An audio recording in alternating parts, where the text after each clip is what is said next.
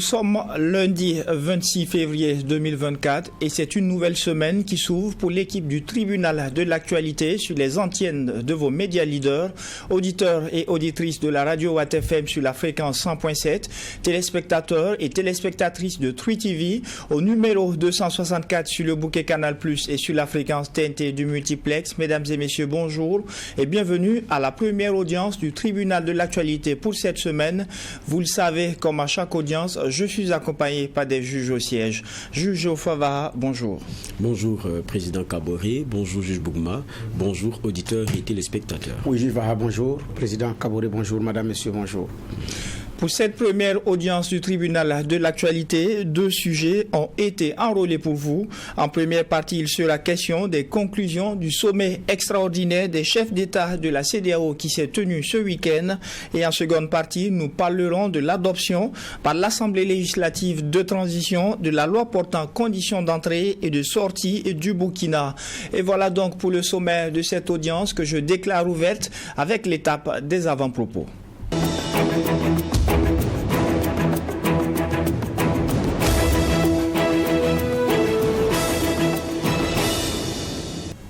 Juge Benna Bougma, nous sommes lundi. Qu'est-ce qui retient votre attention pour cette audience du tribunal? Merci, Président. Ce lundi, je vais partager une pensée de Confucius qui dit « Ce n'est pas grave si vous avancez lentement du moment que vous ne vous arrêtez pas. » Je reprends, ce n'est pas grave si vous avancez lentement du moment que vous ne vous arrêtez pas. Donc, j'ai dit c'est une pensée de Confucius qui est très bien connue. Donc, ici, c'est quoi? Il faut avancer, quel que soit le rythme. Que ce soit lent, c'est pas grave. Mais ne vous arrêtez pas. Donc on a lancé un business, on est en train de faire quelque chose, mais ça va à pas de tortue ou à pas de caméléon, mais ce n'est pas bien grave, ça avance. Au moins ça avance. Donc ne nous arrêtons pas, continuons un pas après l'autre, une action après une autre, et puis la suite viendra. Donc c'est pour encourager toutes ces personnes qui disent « Ah vraiment ça bouge petit à petit, oui c'est comme ça.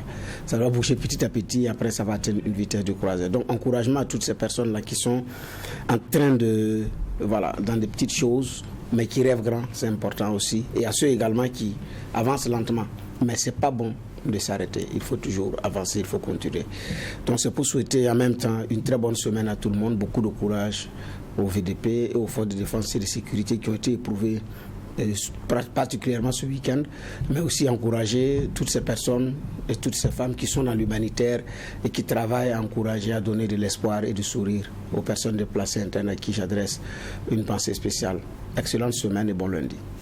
Juge Géofravara, qu'est-ce qui retient votre attention pour cette convocation? Oui, merci Président. Ce qui retient mon attention, c'est bien ce week-end-là, avec tout ce qui se disait autour du salaire pour la fonction publique qui devrait être viré.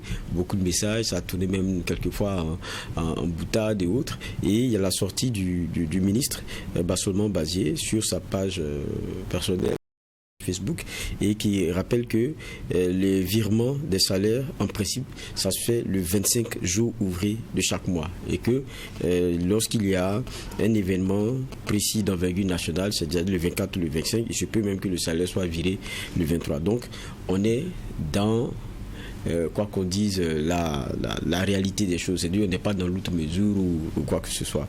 Et c'était important parce que souvent, sur ces choses qui paraissent petites, mais qui sont, parce qu'il lui-même le dit, il y a des engagements et des contraintes qui attendent les salaires. Donc c'est des éléments qui sont souvent assez sensibles. Mais je pense que c'est des éléments sur lesquels il faut donner aussi souvent des précisions de rappel. Ça permet peut-être de calmer les uns et les autres, puisque beaucoup disaient déjà, non, le salaire même de ce mois ne sera pas viré. Ça le mérite de rassurer. C'est sûr que aujourd'hui, pour les uns et les autres, ça sera un peu plus de sourire. Mais bon, je crois que c'est bien pour le ministre d'être dans cette posture-là, parce qu'il est quand même le ministre de la fonction publique, de rassurer tous ces travailleurs-là. Pour moi, c'est une bonne initiative. Merci à vous, messieurs les juges, pour ces avant-propos. Nous étions au 30 juillet 2023, soit exactement 4 jours après le coup d'État militaire qui a renversé celui-là même qui disait que les terroristes étaient plus aguerris que son armée. Réunis en sommet extraordinaire ce jour, les chefs d'État et de gouvernement de la CEDEAO ont adopté une dizaine de sanctions à l'encontre du Niger. Avant le Niger, d'autres pays, à l'image du Mali, avaient eux aussi connu des sanctions. Finalement, 7 mois après, soit ce week-end dernier, les chefs d'État et de gouvernement de la CEDEAO se sont une fois de plus réunis et ils ont décidé de la lever avec effet immédiat des sanctions économiques, transfrontalières et aériennes de la CEDEAO et de l'UEMOA sur le Niger. Que s'est-il passé? Quelle clé de lecture faut-il avoir? Nous en parlons justement à cette première audience du tribunal de l'actualité. Juge Geoffroy Baha, les chefs d'État et de gouvernement se sont réunis et ont décidé de la lever avec effet immédiat des sanctions qui avaient été appliquées sur le Niger, des sanctions qui avaient même été qualifiées d'inhumaines par plus d'un. Quel est votre regard par rapport à ces conclusions? Bon, déjà, moi, je pense qu'il faut saluer la décision. Parce que, quoi qu'on dise, même si on dirait que le Niger n'est plus dans cette CEDEAO-là, il y a l'effet qui n'est pas un débat sur les populations nigériennes. Et on a tous vu la question des coupures d'électricité, on a tous vu les difficultés à se procurer certaines denrées ou même se soigner. Pour moi, c'était des éléments d'asphyxie qui n'étaient pas acceptables. Et pour une CEDEAO, c'est des décisions qu'on n'a vraiment pas... On n'a pas pu lire ça d'une façon positive. Ça a été vraiment une erreur. Ça a été même contre-productif pour cette CEDEAO-là, parce qu'au lieu de braquer contre les nouvelles autorités nigériennes, ça a plutôt braqué contre cette communauté-là, dont les chefs d'État ont été décriés pour être un syndicat. Et, comme le disait lui-même cette semaine l'un des pères de la CEDEAO, il disait que ça ne devrait pas être un genre de, comment dire, il a employé un terme qui va me revenir après, un genre de coalition d'État. Voilà, c'est le terme qu'il a bien employé, pour dire que on ne devrait pas voir dans cette CEDEAO là des pays ligués contre d'autres pays. Et ça, ce n'est pas normal. Et vouloir faire payer aux populations un revirement futile à la tête du pays, je pense que ce ne sont pas des éléments qui peuvent être acceptables. Maintenant, cette décision qui est prise, est-ce que le Niger se sent concerné? Certains diront non, parce que maintenant le Niger regarde dans l'AES et il est dans l'AES. Mais je pense que quand on rouvre les frontières avec vos voisins, évidemment vous êtes concernés et puis vos populations ne vont pas attendre. Ceux qui commercent avec les pays voisins n'attendront pas. C'est du pain béni pour eux, ils vont y aller. Parce qu'il y a cette intégration des masses-là qui est un fait et qui a dévancé même souvent ce qu'on a couché sur papier en termes de coopération, en termes de façon bilatérale ou multilatérale. Donc c'est ça la réalité. Pour moi, il y a un bol d'oxygène qui sera donné aux populations nigériennes et ça c'est déjà bon à prendre. Maintenant, sur la question des espoirs de la CEDEAO, de voir que ça pèse dans la balance pour un éventuel retour, ça c'est un autre débat. Alors, juge Bernard Bougma, quel est votre regard par rapport à ces sanctions qui finalement ont été levées avec effet immédiat 7 mois après? Je pense que c'est la sagesse qui a prévalu. Même le communiqué final, ils le disent. Il y a eu l'intervention de plusieurs personnalités. L'un des pères fondateurs, toujours en vie, comme Geoffroy Baha l'a dit tout de suite, l'ancien président du Nigeria, Yakubu Gowon, qui a également fait un écrit très intéressant sur la question. Et il y a eu d'autres interventions beaucoup plus en sous-main. Et même au niveau du cercle des chefs de l'État, membres de la CEDEAO, en sourdine, il y a eu beaucoup de négociations. Fort s'est impliqué dans la négociation. À un moment donné, la position délicate du Béninois a aussi pesé au niveau sur la balance. Parce que Talon, à un moment donné, a dit il faut arrêter. Si c'est pour diviser les populations, c'est mieux qu'on arrête. Parce que la CEDEAO a été créée pour fédérer, pour regarder dans la même direction. Mais si ça doit diviser les populations, parce qu'effectivement, les populations peuvent se sentir concernés, peuvent être divisés, alors que d'une frontière à l'autre, ce sont les mêmes communautés, c'est les mêmes cousins, ce sont les mêmes membres d'une même famille, les membres d'une même famille qui ont été séparés par une ligne qu'on appelle la frontière, à l'issue effectivement de la colonisation. Donc si ça va arriver jusqu'à ce niveau-là, il a dit qu'il faut savoir arrêter, parce que lui paie les prix, il fait les frais de ce qui se passe. Donc il fallait également, avec de la sagesse et du recul, au début, il fallait être réaliste dans la prise de décision. Réaliste, c'est de dire, de voir qu'est-ce qui est réalisable, qu'est-ce qu'on peut faire, qu'est-ce qu'on ne peut pas faire. Qu'est-ce qui va relever seulement du populisme? Ou qu'est-ce qui va être inopérant et qui va nous mettre dans l'inconfort? Je ne pense pas qu'ils l'ont regardé. C'est beaucoup plus de l'émotion qui a guidé le choix des décisions de la CEDEAO. Émotion, pourquoi? Émotion parce que Tinubu, qui venait de prendre les rênes du Nigeria, et qui est venu bander les muscles au tout premier sommet où il a été consacré, il dit non, plus de coup d'État, c'est fini. Quelques jours après, paf, le Niger, il y a un coup d'État. Donc il fallait que Tinubu, qui s'est illustré en chef de guerre contre le coup d'État, puisse assurer avec suffisamment de poigne. Malheureusement, j'ai dit, il n'a pas été réaliste. Il pense que sa seule décision de dire on envoie des militaires, c'est suffisant. Il oublie que même chez lui, il y a un Sénat qui peut le bloquer. C'est pas réaliste. Il n'a pas été prudent. Il part, son Sénat le coince. Il devient quoi? Ridicule. Ah, puisque lui ne peut pas envoyer des hommes. Alors que la puissante armée nigérienne au classement africain, elle est combien? Donc, il n'y a plus les armes du Nigeria sur lesquelles il fallait compter. Les hommes du Nigeria sur lesquels il fallait compter, il n'y en a plus. Il reste quel pays? Le Sénégal, la Côte d'Ivoire, le Bénin. Et puis quel autre pays? Ils sont 4. J'avais accepté envoyer des troupes. Mais eux aussi, ils sont un peu coincés là. Avec Ambalo. Avec Ambalo, voilà. Et il y en a qui disent, bon, le Nigeria par exemple, Ouéa avait dit non, moi je ne me mêle pas de ça. Nous savons ce que c'est qu'une guerre civile.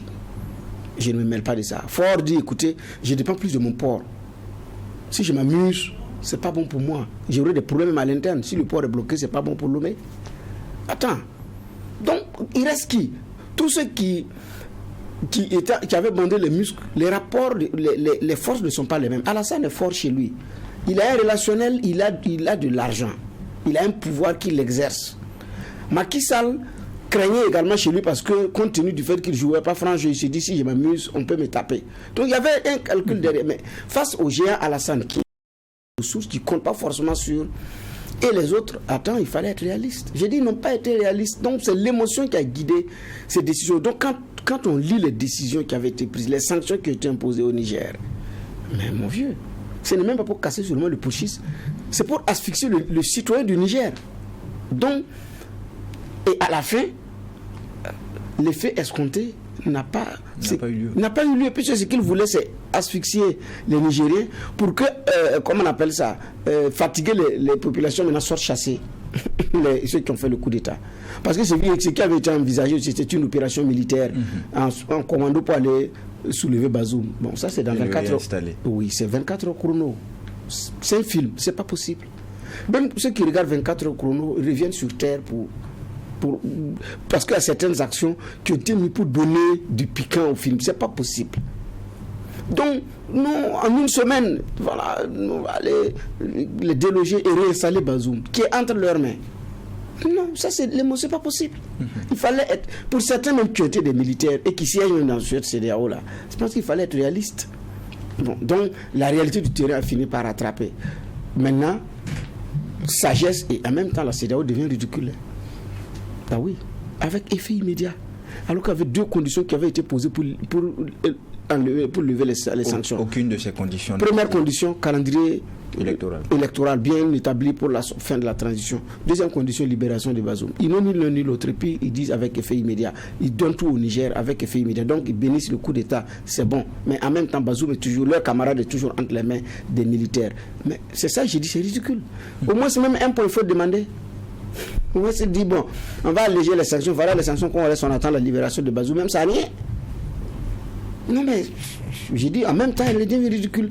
La décision était sage, mais il y a des gens qui reviennent ridicules dans cette affaire. Quand je revois les déclarations de Tinubu en son temps, aujourd'hui, je ne sais pas comment le vieux, il se regarde. Mais ça, il fallait, j'ai dit, il fallait être prudent.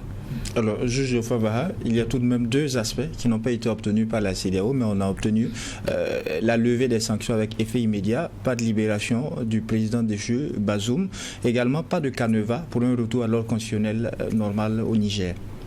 Je crois que lorsque le président nigérien dit qu'il est important maintenant de réexaminer l'approche qui est celle de la CEDEAO dans évidemment la recherche de l'ordre constitutionnel dans les États membres, je pense que c'est une phrase qui veut tout dire. C'est une bonne remise en cause. Parce que quand vous regardez, c'est quoi? Les sanctions ont d'abord ont ciblé les peuples. C'est vrai qu'il y avait des sanctions individuelles. Mais attention, parce qu'on parle de levée de sanctions, c'est les sanctions qui impactaient le peuple de façon générale. Mais quand vous lisez, les sanctions individuelles, on n'en a pas fait cas. Ça veut dire qu'elles demeurent, c'est sûr. Parce qu'il y a une partie où on parle des sanctions politiques et individuelles qui demeurent. Donc ça veut dire que pour ce qui concerne sûrement les autorités nigériennes, ce n'est pas sûr qu'on assiste à l'interdiction de voyager pour les membres du gouvernement et aussi leur famille, ça a été levé. D'accord. Je retrouve certains points parce qu'on a aussi entendu Touré qui, en rappelant que les sanctions étaient levées pour des raisons humanitaires, il dit néanmoins des sanctions ciblées ainsi que des sanctions politiques restent en vigueur. C'est ce qu'il a ajouté. Donc, lesquelles sanctions? Ça veut dire que tout n'a pas été levé. Donc, il parle de sanctions ciblées et sanctions politiques qui restent en vigueur. C'est ce que donc a dit monsieur Touré lors du point de presse après le sommet d'Abuja. Donc, je veux dire, tout n'a pas été levé. C'est sûr, c'est les sanctions générales là qui ont été levées. Mais parce que, évidemment, la CEDEAO s'est toujours trompée en pensant que une fois qu'on trucide ou on essaie de comment dire cela, de verrouiller au maximum, les gens ils auront faim, les gens ils n'arriveront pas à se soigner, ils vont dire que bon, si on est dans cette misère aujourd'hui, on est dans ces problèmes là, c'est parce que vous êtes venus par la force. Et donc c'est travailler à ce que le peuple se retourne contre ses dirigeants et les chasse. C'était un peu la vision. Mais eux-mêmes disent qu'ils doivent revoir cette approche parce qu'ils se rendent compte qu'ils se sont trompés. C'est devenu contre-productif. Ça ne marche plus. On l'a vu avec le Mali, ils l'ont fait avec le Mali. Ça n'a pas marché avec le Mali. Ils l'ont réitéré avec le Niger et là encore ils ont franchi le Rubicon en disant non, on va envoyer une armée. Et ça, c'est ce qui a scellé aussi le sort de la CEDEAO avec les trois pays. C'est ce qui a fait un peu la fracture qui fait que le retour devient très difficile. Parce que les autres pays ont franchi quand même un seuil. Et ça, c'est difficile. Parce qu'aujourd'hui, on a une CEDEAO qui est en train de faire les yeux doux, qui est prêt qui a déjà mis un genou à terre, presque pour que les trois pays reviennent. Justement, est-ce que ce retrait des trois pays a quelque chose à voir avec cette décision de lever avec effet immédiat ces sanctions? Non, mais c'est gros comme une montagne. Évidemment que ça a quelque chose à voir. Qu'est-ce qui reste de cette CEDEAO si les trois s'en vont? Et puis, on sait que c'est un espace commun. Ça fait quand même près de 50 ans que cette CEDEAO-là comptait tous ses membres. C'est vrai que la Mauritanie est partie en 2000, maintenant c'est 15 pays. C'est quand même pesant, c'est vraiment un gros poids. Et puis cette CEDEAO a longtemps été citée aussi comme un exemple d'intégration. Maintenant, quand tout vole en éclats comme ça, en l'espace de quoi? 2 ans, 3 ans, vous qui êtes les chefs d'État présents, et à part qui des décisions viennent et qui sont mal vécues, vous venez mettre comme ça à mal un projet qui a fait quand même 50 ans, bon an, mal an, qui se bonifiait comme on pouvait, mais vous avez ce poids de l'histoire là sur vous. On se dira que c'est sous Alassane Ouattara, c'est sous Macky Sall, c'est sous Tinubu, et on citera les présidents, c'est sous eux que ces pays ont décidé de quitter. Parce qu'il y avait des décisions qui n'étaient pas bonnes, qui avaient été prises, qui étaient de nature à asphyxier un peuple. Et ça, dans l'histoire, ce n'est pas bon. Donc aujourd'hui, ils se réveillent. Ils sortent plutôt de leur bulle. C'est ça la réalité. Ils sortent aujourd'hui de leur bulle. Maintenant, le débat aussi, il continue. Est-ce que il peut y avoir encore un genre de AES dans une CEDEAO? Ça aussi, c'est une question qui peut être posée. Mais quand on regarde la fracture d'aujourd'hui et qu'on se rappelle les propos, par exemple, du président Ibrahim Traoré, on ne peut pas espérer un retour malgré tous les éléments de bonne foi que la CEDEAO essaie de donner. Le président avait dit il n'y aura pas de retour possible. Et ça, je pense que pour le Mali et pour le Niger, c'est quelque chose qu'ils entendent. Maintenant, quand on regarde aussi la façon dont les choses sont en train d'évoluer, il y a ces trois pays qui sont en train de mettre un contenu. Dans l'AES, on voit toutes les rencontres qu'il y a. Ils vont voir quelles sont les fonctions, les pouvoirs qui seront dévolus aux États et à ce grand ensemble-là. Donc, ils sont résolument tournés vers l'avant sur réfléchir ce qu'est cette AES. Et oui, je suis d'accord, c'est que ça a pesé pour beaucoup dans l'infléchissement de la position aujourd'hui de la CEDEAO. Parce qu'elle se réveille et elle se rend compte que il risque vraiment de perdre ces 3 pays-là.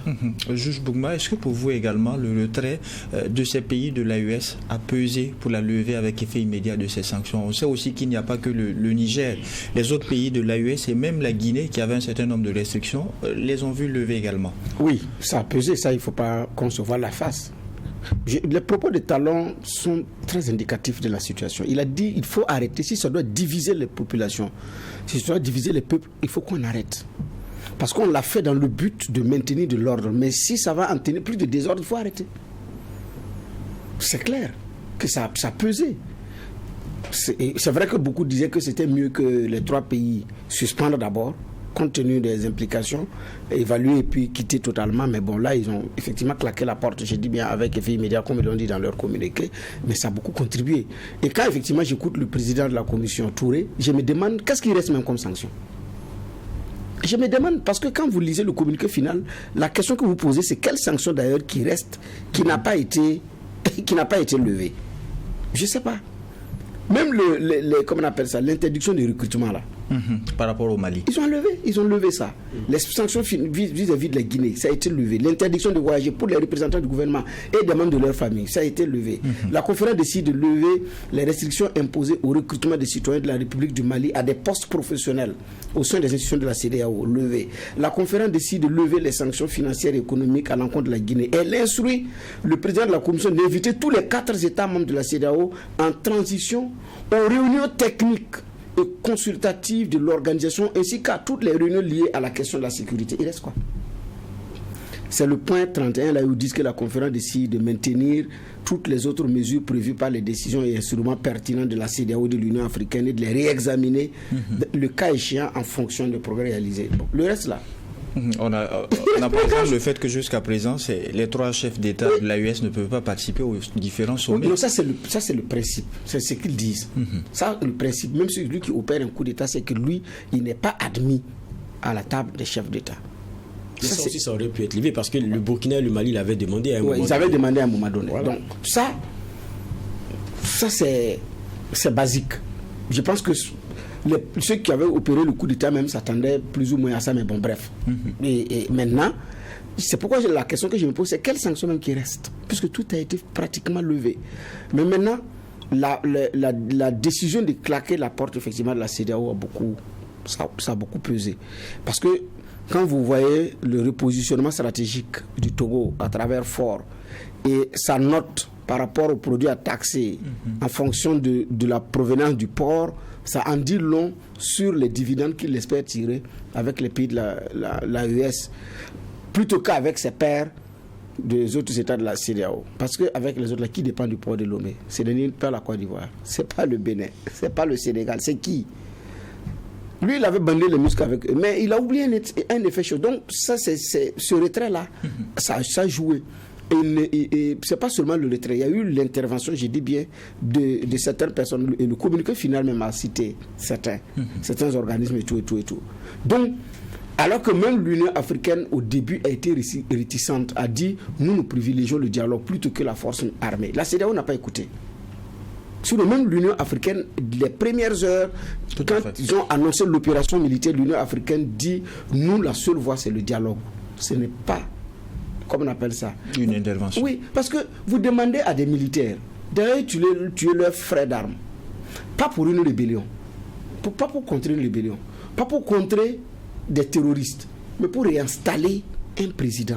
On commet plus de dégâts pour une seule vie. C'est pourquoi j'ai dit il fallait beaucoup plus de sagesse. C'est vrai que c'est pas qu'on cautionne le coup d'État, mais il y a d'autres instruments qui permettent de faire entendre raison, plutôt que parce qu'il y a des Nigériens qui n'étaient pas d'accord. Mais dès lors qu'ils ont dit qu'ils vont envoyer une opération militaire, ils vont envoyer des troupes à Niamey, ils ont dit ah non, ça aussi on n'est pas d'accord. Parce que quand vous acceptez une troupe étrangère, après vous ne savez pas comment vous la gérez. Donc, sincèrement, il y a eu un manque de réalisme et l'action des pays de l'AES a beaucoup pesé dans la balance, en plus des autres interventions naturellement.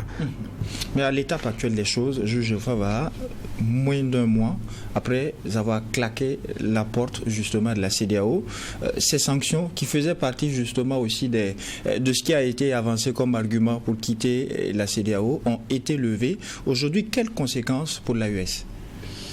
Bon, la conséquence déjà pour l'AES, quand je regarde, c'est que aujourd'hui, qui sent de façon concrète le changement, CEDEAO ou AES. L'AES est en construction. La grande question que les uns et les autres se posent, c'est est-ce qu'on perdra certains éléments que nous avions lorsque nous étions dans la CEDEAO, qui sont, pour moi aussi, quoi qu'on dise, à mettre dans l'escarcelle du positif. C'est-à-dire que la libre circulation des biens, des personnes, des capitaux et tout, c'est des éléments qui sont importants. Et l'évolution actuelle, pour moi, elle est intéressante, d'autant plus que il y a un revirement des choses, de sorte à ce que la force, on sent un peu là où elle est. Je pense que c'est beaucoup plus du côté de l'AES. Parce qu'on a une CEDEAO qui s'est tellement trompée qu'aujourd'hui, elle a les bras ouverts, elle est prête à beaucoup de choses. Est-ce que ce n'est pas le moment aussi d'obtenir des concessions bonnes, pas en revenant, peut-être en continuant la dynamique de l'AES, mais en permettant que ce nouveau bébé-là puisse se tenir à côté de la CEDEAO sans qu'il y ait ces barrières. Je pense que ça aussi, c'est très important. Est-ce que c'est un élément qui est possible? Je pense que c'est des éléments de discussion qui aujourd'hui peuvent être posés maintenant sur la table. Parce que quand vous regardez, au fond, les craintes des uns et des autres, c'est ça, c'est la question de la libre circulation, ce qu'on avait avant, est-ce qu'on le perdra? Justement, par rapport à cette inquiétude, la CEDEAO, dans le communiqué final, en a fait mention. Elle a dit avoir des inquiétudes pour les conséquences socio-économiques, politiques, sécuritaires et humanitaires de la décision de retrait. Elle dit qu'au plan socio-économique, elle estime que le retrait des 3 États membres affectera automatiquement le statut de leurs citoyens en matière d'immigration, puisqu'ils devront peut-être, ce sont les termes de la CEDEAO, peut-être obtenir un visa pour voyager dans la région. Mais ça, je ne sais pas comment on peut ne pas penser que ça n'arrive pas. Je crois que même quand on décide de partir de l'espace, c'est un élément qu'on entrevoit. Parce que quand vous quittez la CEDEAO, ça veut dire que celui qui est hors CEDEAO sera traité comme celui qui est hors CEDEAO. On est d'accord, ça paraît une tautologie, mais pour moi, au moins ça, on est d'accord là-dessus. Donc, le principe qu'on puisse se retrouver à être traité comme ceux qu'on traitait hors CEDEAO, c'est quelque chose qui peut arriver. Et donc, il y a peut-être une CEDEAO qui dit on est prêt à tout, on veut que vous reveniez, mais qui donne un peu aussi les éléments de conséquence de quitter cet espace communautaire là. Et ça, c'est comment on peut dire ça, c'est un peu le bâton et la carotte, un peu. C'est cette dynamique là qui est en train d'être utilisée. Vous dire, vous partez, mais n'oubliez pas que voilà ce qu'on a en commun et c'est ce que vous risquez de perdre si vous partez.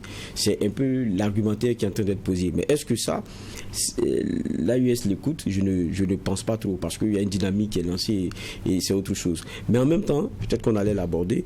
Quand vous regardez les évolutions cette semaine sur les tests que nous avons pris, qui revient sur les conditions d'entrée et de sortie de l'étranger ou même du national, on l'abordera. Vous voyez qu'il y a un point qui concerne aussi, il y a un article où on parle un peu des personnes membres de la CEDEAO. Donc, vous comprenez que tout le monde est prudent un peu sur ce chapitre parce qu'on sait qu'il peut être lourd de conséquences. Et à la question même qui a été posée au ministre lorsqu'il était à l'Assemblée nationale, si d'aventure ce que vous dites, c'est ce que vous évoquez à appliquer, qu'est-ce qui sera fait? Il dit que ça sera la réciprocité. Donc, pourquoi il parle de réciprocité? Parce que personne n'est prêt à être le premier à enclencher la question de la rupture de la libre circulation. Donc ça devient pour moi un élément qui est majeur. Est-ce que la libre circulation ne pourra pas être sauvegardée avec l'UEMOA qui le permet également? Oui, mais ça c'est autre chose. Parce qu'il y a la question économique et monétaire, maintenant il y a la question de l'espace aussi, où il s'agit de la libre circulation des personnes. Et c'est de ça qu'on parle aujourd'hui. Donc je ne pense pas que simplement 8 mois, ça puisse sauver la donne. Parce que c'est la CEDEAO, c'est l'instance qui parle ici de la question de la libre circulation des personnes et des biens. C'est l'espace communautaire qui le garantit. L'autre espace, c'est un espace économique et monétaire. Maintenant, ça aussi, c'est différent. Là, on parle peut-être de capitaux et autre chose. D'accord. Alors, juge Bernard Bougma, on s'interroge en termes de conséquences pour les pays de l'AES qui se sont retirés.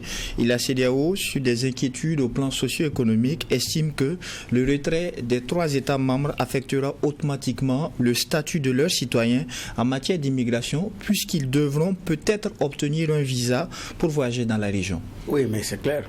Ils ont dit peut-être parce que, comme tous les pays, ne prendront pas peut-être la même décision. C'est pourquoi ce peut-être a été mis, parce qu'après, les États vont discuter directement sur certains points de la coopération bilatérale, donc, ou multilatérale, c'est selon. C'est pourquoi, c'est pour cette prudence diplomatique-là que le peut-être a effectivement été mis. Mais même ceux qui ont claqué la porte savent qu'il y aurait des conséquences. Et comment on appelle ça, le sommet a même fait le point de ce que les 3 pays perdent en termes d'argent, en termes de programmes qui étaient enclenchés sur les questions d'énergie, sur les questions de développement, sur les questions de projets de développement pour ces pays. Et c'est beaucoup d'argent. C'est beaucoup d'argent.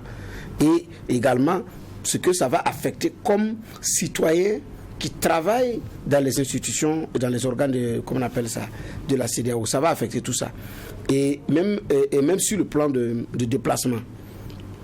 Donc, le risque, les 3 pays cesseront d'utiliser le passeport, la carte d'identité nationale biométrique, la CEDEAO, l'assurance automobile, la carte bleue de la CEDEAO à l'échelle de la région.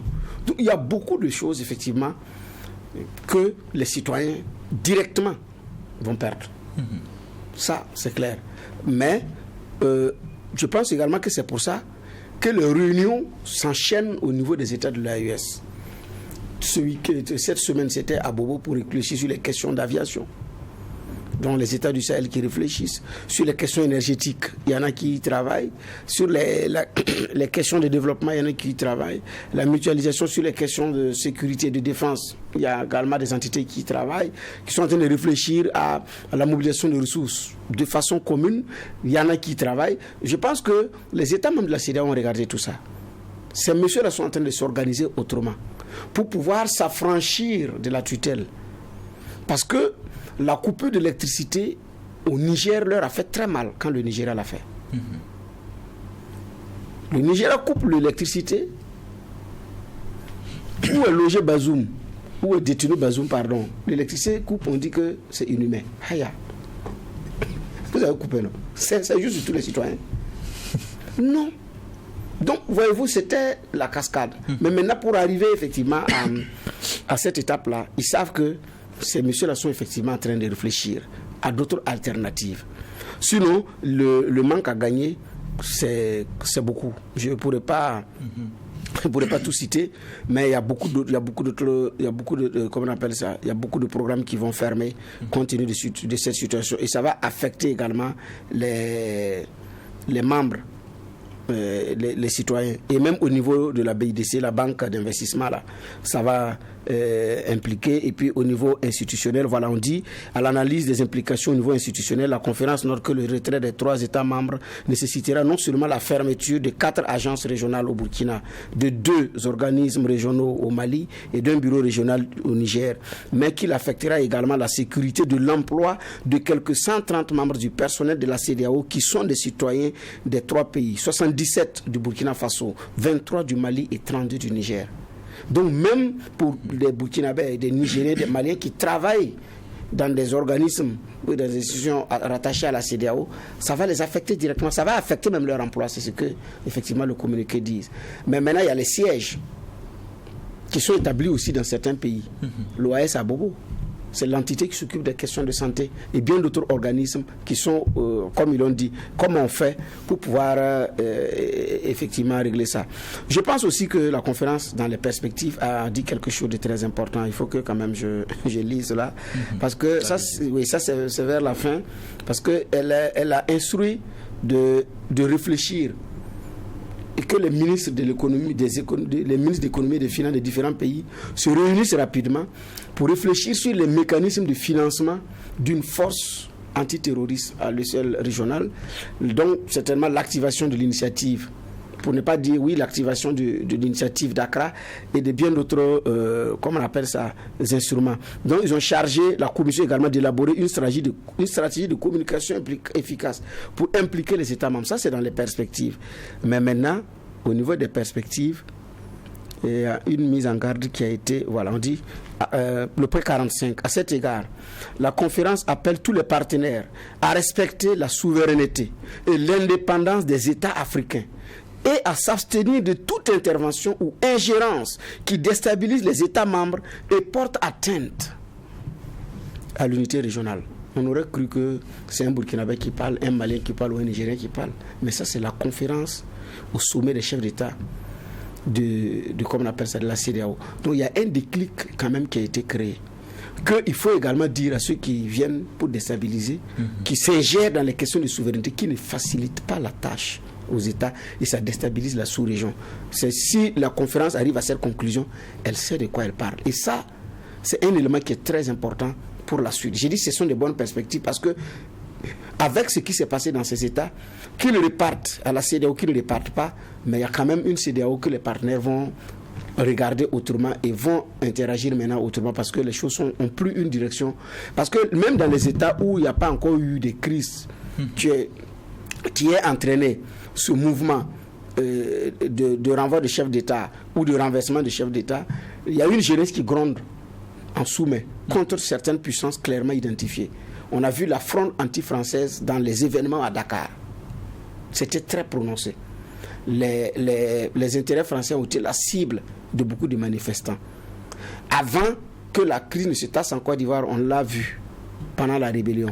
Et aujourd'hui, il y a beaucoup de pays qui sont pas très... Il y a une jeunesse africaine qui n'est pas très contente de cette façon de faire la politique étrangère dans certains pays occidentaux en Afrique. Donc ça, j'ai dit, c'est une donne à prendre en compte. Et si la conférence mentionne ce point-là, c'est que ce n'est même plus seulement des activistes qui en parlent. Même les chefs d'État disent qu'il y a de l'ingérence. Juge Favaha, on termine par là. Finalement, on a les 3 pays qui se sont retirés. Malgré la levée des sanctions, on se souvient que le capitaine Ibrahim Traoré l'a dit, c'est désormais un chemin de non-retour. Aujourd'hui, quel est l'avenir pour la CEDEAO? L'avenir de la CEDEAO, ce sont les 3 pays. Je pense que ça sera aussi simple que ça. L'AES et ses membres feront leur chemin. La CEDEAO continuera aussi son chemin. Maintenant, je pense que quand on est panafricaniste dans l'âme, on espère une Afrique unie, tournée vers l'avant. On espère que les contradictions d'aujourd'hui là vont se tasser et que les liens qu'il y a entre les peuples ne souffriront pas de barrières mises plutôt par des décideurs. Je crois que pour moi, c'est ça qu'il faut appeler de tous ces vœux. Et puis, je pense aussi que c'est pour moi aussi la leçon que j'ai donnée à ces chefs d'État-là, de se rendre compte qu'il n'y a pas d'État qui a des leçons à donner aux autres. Chacun suit son chemin. Et maintenant, on essaie de baliser ensemble pour que tout se passe assez bien. Sinon, regardez comment le genre de rétro-pédalage est plein de ridicule aujourd'hui. Parce que bander les muscles n'a pas été la solution et ils s'en rendent compte aujourd'hui. Et on ne peut pas passer aussi sous silence la présence de quelqu'un. C'est quand même Macky Sall. Il était absent à toutes les dernières rencontres là. Mais pourquoi? Parce que c'était chaud chez lui et puis il avait décidé comme ça de dire aux gens que moi je vais reporter les élections, le corps électoral qui avait été convoqué, j'annule le décret. Je m'accorde 10 mois de plus. Et qu'est-ce que les autres ont dit? C'est plus dense, mais ils n'ont pas été clairs avec lui. Mais maintenant que la rue l'a obligé, a dit le 2 avril, je vais partir, il est maintenant à l'aise pour revenir et s'asseoir avec ses pairs. Parce que 2 jours avant, il a dit aux Sénégalais, le 2 avril, je me barre. Vous comprenez? Mais en temps, qui s'est assumé? C'est le peuple sénégalais qui s'est assumé face à Macky Sall. Mais est-ce que ces chefs d'État vont continuer à laisser les situations se retrouver dans une évolution de pourrissement telle que ce soit ce soit la rue qui rappelle aux chefs d'État comment est-ce que ça doit fonctionner. Je crois que ça, c'est un élément qui doit rester. S'il continue toujours de fonctionner ainsi, mais c'est eux-mêmes qui emmènent leur pays sur la voie de ce coup d'État.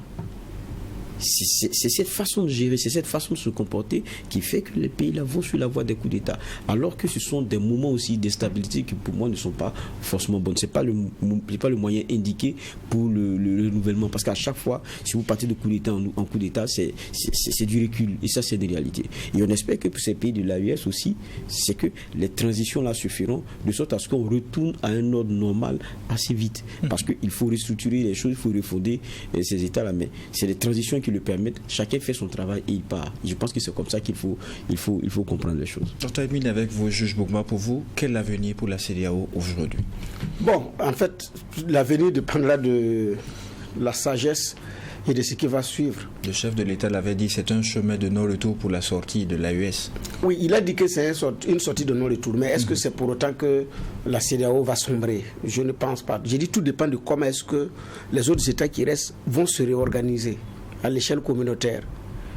Maintenant, c'est que la préoccupation actuelle des chefs d'État également, c'est de faire en sorte que ce qui s'est passé au niveau des 3 États n'atteigne pas un autre État. Je pense que c'est d'abord pour circonscrire l'incendie. C'est en cela que Macky Sall leur a donné des sueurs froides. Mais je pense qu'en coulisses, il devrait lui tirer les oreilles. Mon ami, tu as fait nous créer des problèmes. Entre chefs d'État en coulisses, il pouvait quand même sagement dire ça à Macky Sall. Parce que la décision de Macky Sall leur a donné des sueurs froides. Mais voilà, lui, là, il est en train de créer une nouvelle crise. Si, par exemple, Macky est déposé, on fait quoi? C'est une incertitude. Et donc, il y a un État membre également de toucher. Et j'attends le 2 avril pour voir si, à la date du 2 avril, Macky est toujours au pouvoir, qu'est-ce que la CEDEAO doit décider? Parce que normalement, si à partir du 2 avril, Macky est toujours au pouvoir. Il a clairement dit qu'il lâche les choses à partir du 2 avril. Vous semblez être dubitatif sur la question. J'ai dit j'attends. Vous croyez à Macky? Avec tout ça. Est-ce qu'il a sorti son calendrier électoral? J'ai vu des choses qui ont fuité, mais officiellement, je n'ai pas de date. La campagne électorale démarre quand? Le premier tour, c'est quand? Est-ce que vous avez des dates? Je ne les ai pas, moi. Ce qui fait que je reste prudent. Nous sommes pratiquement en début mars, là. Aujourd'hui, nous sommes au 26. Février fini. C'est parce que d'ailleurs, on les a dit dans les bisextiles que c'est le 29 février. Sinon, février finissait après-demain, là, mercredi. On n'a pas la date du calendrier électoral. Le premier tour, on ne sait pas c'est quand. Il y a pas après, il y a le second tour, ici, il y a un contentieux électoral. On implique tout ça. Est-ce qu'au 2 avril, Macky va quitter? Je ne sais pas. Si au 2 avril, Macky est toujours au pouvoir pour une raison ou pour une autre, on va dire quoi?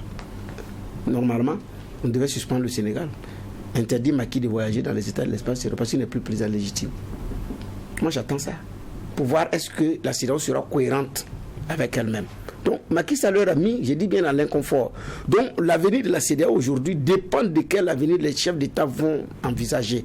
Mais je sais qu'il y aura des âpres négociations avec les pays de l'AES. Ça, il y aura beaucoup de négociations, ça c'est clair.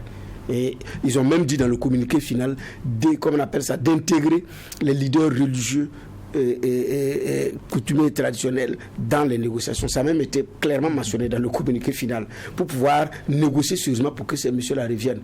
Parce que c'est l'image de la CEDEAO qui également est cornée à l'échelle internationale et à l'échelle au niveau de l'Afrique. Donc ça, ce n'est pas un élément à négliger. Mais par rapport à l'avenir, ça va dépendre. Parce qu'il faut que les chefs d'État également soient cohérents avec ce qu'ils disent. Vous modifiez des articles de votre constitution pour rester au pouvoir. Il n'y a rien qui est fait. Personne ne vous interpelle. C'est quand il y a une crise que la CEDEAO se dit préoccupée. Bon, il faut également à un moment donné arrêter. On a justement parlé du statut des citoyens de l'AES ou même de la CEDEAO au cours de cette émission, et c'est une fenêtre à travers laquelle on va pouvoir parler du dernier sujet qui a été enrôlé, conditions d'entrée et de séjour des étrangers, de sortie des nationaux et des étrangers du territoire national. C'est une loi qui a été adoptée jeudi dernier à l'Assemblée législative de transition. Juge Geoffroy Vaha, à quoi répond la nécessité de la relecture d'une telle loi, surtout dans le contexte actuel? Alors je crois que le ministre est amplement revenu là-dessus. Quand on regarde l'ordonnance d'août 84 qu'il avait invoquée est désuète au regard même de l'évolution des choses au Burkina, c'est-à-dire la question de la sécurité aujourd'hui qui est véritable préoccupation, parce que quand on parle de la maîtrise des frontières, je pense que ça va aussi avec des textes qui sont arrimés aux besoins du moment et aux réalités du moment. Et puis, lui-même a dit aussi les changements sur le plan géostratégique aujourd'hui. Et quand il invoque cela, c'est difficile de ne pas penser aussi à cette AES dans laquelle nous sommes en train de partir, dans cette alliance-là. Donc, ça demande de révisiter évidemment ce qu'on a comme texte sur ceux qui entrent dans notre espace, comment est-ce que c'est régulé. Et quand vous regardez, il y a un article, je ne sais pas si la mouture que j'ai c'est la dernière, mais en tout cas il y a un article qui parle même des pays, des citoyens de la CEDEAO. C'est justement l'article 12 que nous avons à l'écran. Les citoyens de la CEDEAO qui ne sont pas traités comme les autres étrangers. Donc ça veut dire, quand on dit citoyen de la CEDEAO, et on parle encore d'un espace communautaire, donc on n'est pas, ça veut dire que ça assume le fait qu'on ne soit plus dans cet espace communautaire. Donc ça veut dire qu'il faut tirer les conséquences de cette donne nouvelle-là. Et je pense que c'est pour cela que ce texte-là est passé devant l'Assemblée nationale. C'est les besoins du moment, c'est la réalité de l'évolution du moment. Alors, juge Bernard Bougma, ça a été relevé par le juge Favaha. L'article 12 de cette loi dit que les ressortissants des pays membres de la CEDEAO sont dispensés du permis de séjour. Néanmoins, ils doivent détenir un document d'identité consulaire ou un document d'identité de la communauté économique des États de l'Afrique de l'Ouest. Quelle est votre compréhension? Non, c'est aussi simple que cela. Vous devez vous présenter avec des documents qui disent que c'est vous et puis rentrer. C'est aussi simple. Mais vous devez vous présenter avec des documents consulaires ou avec des documents de la CEDEAO. C'est tout. Donc pas de conséquences avec le retrait de la CEDEAO? Non. Puisqu'il dit même que c'est pour se conformer même à des comment on appelle ça, à des textes qui existaient déjà. Et donc c'est pour se conformer. Maintenant, dans la relecture, il y a d'autres éléments qui ont été ajoutés. Sinon, c'est une relecture d'un point de vue normal. Quand à l'entame des propos du ministre, c'est clair que c'est une relecture pour se conformer à l'existant. Et en ce moment, il n'y a pas de problème. Et les documents qui sont demandés à ceux qui rentrent, c'est ce qui est demandé également quand vous venez, comment on appelle ça, vous partez également dans un autre pays. C'est présenter les documents qui sont exigés à la rentrée. C'est tout. D'un point de vue là, il n'y a pas de problème. Puisqu'on n'a pas institué... dans la relecture, on n'a pas profité de dire, comme nous ne sommes plus CEDEAO, pour les citoyens de la CEDEAO, exclusivement, voilà ce qu'il y a. On dit seulement de présenter les documents et puis c'est bon.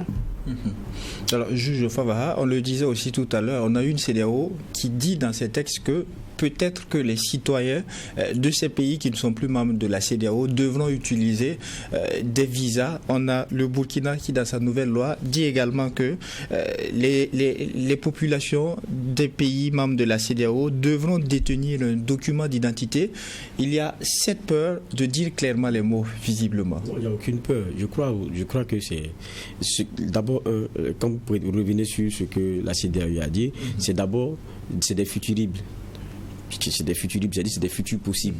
Parce que la CEDEAO espère toujours que les pays membres de l'AES ne quitteront pas. Parce que n'oublions pas qu'à la déclaration, la CEDEAO donne quand même une année. Donc, elle est aussi dans l'expectative. Et quand tu prends, quand vous prenez aussi la partie pays membres de l'AES, vous comprenez qu'on n'est pas dans la rupture pour ce qui est de la libre circulation. C'est pour ça, quand vous prenez le fameux article 12 sur les conditions de séjour des étrangers, on parle, pour ce qui est des ressortissants des pays membres de l'AES, de ne pas être astreint au permis de séjour. Donc, ça veut dire qu'on est toujours dans cette circulation, dans cette libre circulation. Et du côté de la CEDEAO, on est toujours dans cette libre circulation. Maintenant, comment est-ce que ça va évoluer? C'est pour ça, je répète encore, quand le ministre a été interrogé, si d'aventure, dans la partie CEDEAO, il y avait des décisions qui étaient prises dans ce sens, qu'est-ce qui se ferait? Il a dit, la réciprocité s'appliquera. Mais qui sera le premier à casser la libre circulation? Ça, c'est la question qui peut être posée. Maintenant, est-ce que le contexte aujourd'hui, avec une CEDEAO qui est en tout cas incline à écouter, n'est pas une opportunité pour commencer déjà à discuter de ce que peut être une AES à côté d'une CEDEAO? Je pense que pour moi c'est l'opportunité aujourd'hui parce que c'est pas se regarder en chaîne faïence, puisqu'ils disent que, et ça c'est les propos même de Tinubu, la CEDEAO n'est pas l'ennemi. Ok, si c'est pas l'ennemi, on peut bien être amis et rester chacun chez soi. C'est-à-dire que c'est des éléments aussi qui sont possibles, mais ça doit se discuter crânement. Pour moi c'est cela. Maintenant, comment dire ça, la relecture comme fait aujourd'hui, le ministre l'a dit, c'est pour l'arrimer aux réalités du mois, et puis parce qu'on a des textes qui sont vieillissants, une ordonnance qui date quand même d'août 84, donc il faut comprendre.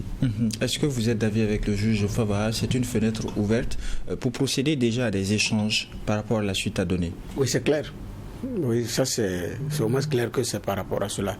Mais même quand vous regardez au niveau de la CEDEAO, par rapport à leur sortie, la CEDEAO, la démarche est prudente. Et quand on lit, en tout cas, quand on lit bien, j'ai l'impression que la CEDEAO veut attendre les 1 an avant d'engager toute action possible. Il dit qu'elle attire l'attention des États sur la nécessité de respecter l'article 41, puisque ça donne 1 an. Et même si vous avez 1 an pour pouvoir quitter, donc je suis sûr que la CEDEAO va dire, écoutez, suivons les jusqu'au délai de 1 an pour voir s'ils vont revenir ou pas. À partir de ce moment, on peut enclencher les autres. Parce que si vous enclenchez, ça veut dire que vous êtes d'accord. Alors que si vous n'êtes pas d'accord, vous ne pouvez pas l'enclencher automatiquement, à commencer à dire, nous on applique parce qu'ils sont partis. Donc, si jusqu'à présent, personne n'a réagi en prenant des décisions par rapport à la nouvelle donne. Elle a pris note du retrait. Vous dites? Et déjà, elle a pris note. Non, elle a pris note de l'intention de oui, retrait. Mais elle attire leur attention sur l'article 91. Et elle n'a pas conclu que, compte tenu du fait que les États se sont retirés, voilà ce que nous allons faire. Elle a dit qu'elle continue le dialogue et invite les uns les autres à revenir au niveau de l'espace CEDEAO et invite même des autorités morales à s'impliquer dans la négociation. Prendre note, ça dit oui, j'ai vu que tu as dit que tu pars, mais ça ne veut pas dire que j'accepte que tu pars. Ça ouvre la porte à la négociation. Prendre note, prendre acte, dit oui, j'ai vu. Maintenant, si je suis d'accord, ou bien comment tu vas partir, c'est une autre étape qui commence. Donc, on est dans cette seconde étape. Donc, mais maintenant, même pour les citoyens, chacun est prudent. Qui va dire, il faut faire ça, puis l'autre va dire, bon, comme il a dit ça, c'est ce que je vais dire. Chacun menait dans l'observation, dans la prudence. Je ne veux pas être le premier à dire qu'il faut visa. Nous-mêmes, on n'a pas dit ça. Et quand le ministre était à l'Assemblée, il y en a certainement qui avaient tendu, tout le monde attendait, est-ce qu'il va dire visa? Est-ce qu'il va... On a dit c'est pour l'immigration, donc chacun sait que c'est pour les déplacements. Donc il va dire quoi maintenant? Comme on n'est plus dedans, qu'est-ce qu'on fait? Il a dit non, on s'en tient à ça. Donc chacun attend ce que l'autre va dire. Mais effectivement, si vous n'êtes pas membre du même espace communautaire, effectivement, vous ne pouvez pas avoir les mêmes avantages. Et si les pays disent, pour tout membre d'un État, pour tout État non membre de l'espace CEDEAO, voilà ce qu'il doit payer, c'est logique. Les Congolais à Ouagadougou, là, ils payent, c'est 150 000 là, non? Si vous voulez payer les 2 ans en même temps, vous payez 250 000 francs, sinon c'est 150 000 francs par an, et ils payent. Pourquoi les nouvelles ils payent. Pourquoi? Parce que les Congolais ne sont pas membres de l'espace CEDEAO. Pourquoi? Maintenant, si on n'est pas membre de l'espace CEDEAO, et si un pays dit, pour tout État non membre de l'espace CEDEAO, c'est ça, et que c'est en vigueur, avant même que nous ne claque la porte, c'est écrit posé, accepter que ce soit appliqué. Mais ce n'est pas nous qui sommes visés parce que les textes étaient déjà là avant. Donc ça c'est les textes. Mais maintenant, le pays regarde, bon, compte tenu du fait qu'on est voisins et que chacun a intérêt, on a intérêt au bonheur des autres, qu'est-ce qu'on peut regarder pour s'alléger entre nous? Ça, c'est maintenant un autre regard qu'on peut voir sur le plan diplomatique et des intérêts du moment. Mais si les textes sont écrits que pour tout État qui n'est pas membre de la CEDEAO, voilà ce qui revient à leurs citoyens s'ils viennent, ça c'est automatique, ça ce n'est pas que c'est pas visé. Si la décision a été prise après, là on peut l'interpréter autrement. Donc ça aussi, il faut être réaliste et honnête et sincère dans cette affaire-là. Et c'est ici que nous mettons un point final à cette première audience du tribunal de l'actualité pour cette semaine. Merci à vous, juge Géo Favara, pour les angles de regard et d'analyse. Merci à vous, juge Bernard Bougman, pour les clés de lecture. Merci à vous, auditeurs et téléspectateurs, et à l'ensemble des équipes techniques de réalisation à la télé comme à la radio. Et n'oubliez pas, ici au tribunal de l'actualité, la rigueur d'une justice équitable s'applique sur tous les sujets enrôlés. Au revoir et à demain pour une autre convocation.